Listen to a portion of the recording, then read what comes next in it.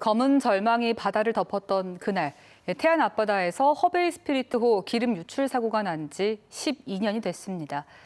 하지만 보상은 제대로 이뤄지지 않았고 지역발전기금 명목으로 삼성이 낸 출연금을 집행할 조합은 내홍을 겪고 있습니다.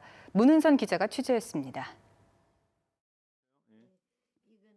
20여 년 전 태안에 정착해 굴과 바지락을 캐 생계를 이어오던 박성순 할머니. 12년 전 기름 유출 사고 이후 수입은 딱 끊겼고 피해 보상 한 푼 받지 못했습니다.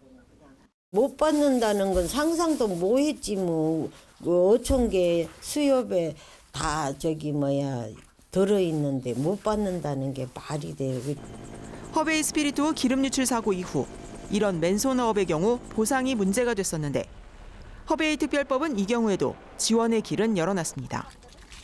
기름 피해를 입었지만 국제기금 등에서 보상을 받지 못했거나 대책위원회가 정한 기준보다 적은 보상을 받은 이들이 대상입니다.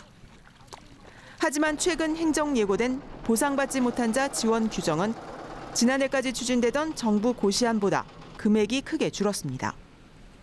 지원 금액은 충남 6개 시군을 포함해 전국 11개 시군에 369억 원.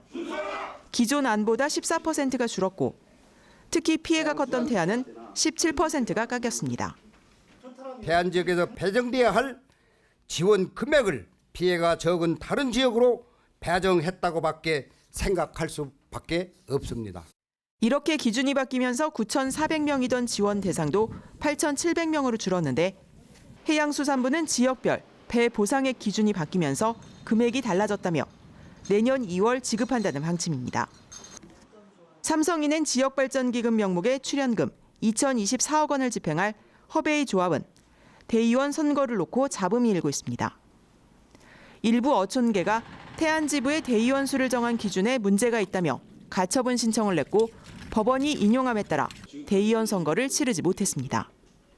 피해가 큰 지역에 대의원 수가 적다고 보면은 앞으로 그 사업 등 집행되는 데 부분에 있어서 많은 그 손실이 있을 것으로 생각하고 특히 합의가 안 되고 소송전으로 번질 경우 조합이 큰 갈등을 겪을 수 있어 소통과 중재가 시급한 상황입니다.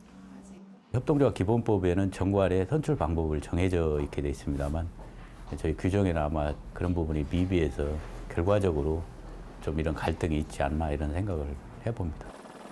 태안 앞바다를 집어삼킨 검은 기름은 걷어냈지만 12년이 지난 지금까지 검은 재앙의 후유증이 지역사회를 흔들고 있습니다. MBC 뉴스 문은선입니다.